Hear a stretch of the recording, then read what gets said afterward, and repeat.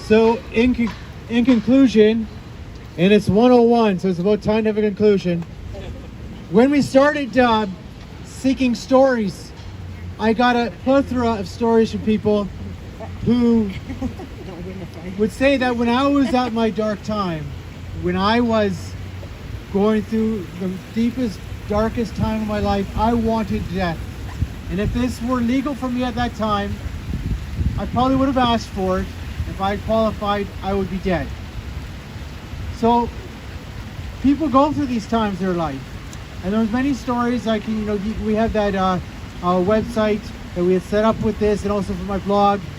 I got an email from a woman talking about when she was 17, how she was so down, she was so depressed, she could not see past where she was at. And she had attempted suicide, she wanted to be dead. And at that time in her life, they said that she had a type of an eerie medieval condition, because this had gone on for several years. And she wrote this to us saying that she probably would have qualified, obviously a little bit later because she wasn't 18 yet, but then she said, then, when she got into her 20s, something had changed. There had been some treatment, there had been help, but also her life had changed. And she met somebody, and she fell in love, and she got married. And when she was emailing me this, I can't compete with the truck. The truck's louder than me. So now the truck. She said, so when she was sending me that email, that would have been about 6 months ago at that time, so she would have had her baby now. She said, now I'm pregnant, I have a new life going, I'm so happy to be alive, but at that time I could have never imagined being here today. And you have to think about, this is what we're talking about. When you lose your life to euthanasia, you're dead. You can't come back. It's done. There's no, nothing else beyond it. So we need to sell hope.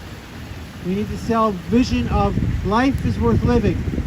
So we need Bill C-218 to pass, but that's just the beginning point. We need a reversal of this craziness in our country. And the only way that's going to happen, is through people actually coming out and talking about it.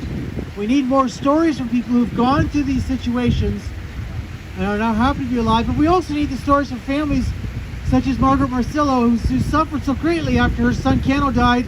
She called me on January 3rd saying, I've been told Cano has died by euthanasia. She didn't believe it, actually. They contacted the police at first. They're from Ontario. He flew to Vancouver to die by euthanasia by Dr. Ellen Weave, because she had approved him, Dr. Shopping. He was dead. At first she didn't believe it when they got the message. It was actually her daughter that received the message. So Cano had actually told the police, tell my sister. So she found her on January 3rd. So they called the police saying, we got this message, we don't believe it's true. And on January 4th it was confirmed. So, but she called me on January 3rd, and she was broken by the death of her son. Think about this, he was 26. And as she said, he had gone through a lot of depression, a lot of mental health issues, seriously. And he was so deep into it, he often wouldn't be able to see it. He would say, Mom, you're the one with the problem. This is how he would talk to her. Mom, you're the one with the problem. And she just wanted him to have help.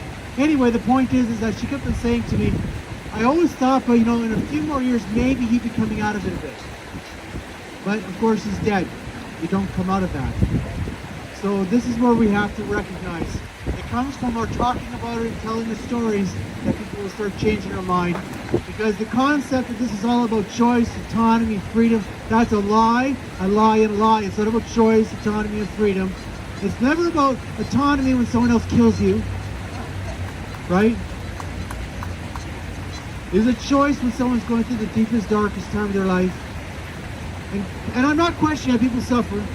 We're human beings, so yes, we will go through suffering in times of our life. The response to suffering is to care. So that's also a challenge to all of us. We must recognize that when somebody we know in our church community, our neighbors, or someone we know who we grew up with and we've been in communication with a little bit, and we know they're going through a difficult time, as a human being, they need you to be present to them, because that's how we need to be. When you're alone and you feel abandoned in the culture, then you can see how the death culture grows. And we need to reverse that. So anyway, thank you for coming here. I know some of you came a long way, and I'm very thankful to you, especially since it rained, couldn't control that. Couldn't control the rain. Many of you sent emails to me saying you're coming. I'm hoping you all did come. If you didn't come, obviously you can't tell me you're not here. I mean, the point of it is that I was really pleased to see the number here. And actually, looks like it's going to start raining about now. But I'm so pleased you came because, you know, I was just thinking, I don't know how many people are going to come in this rain. But you're here, and thank you. So our event is over.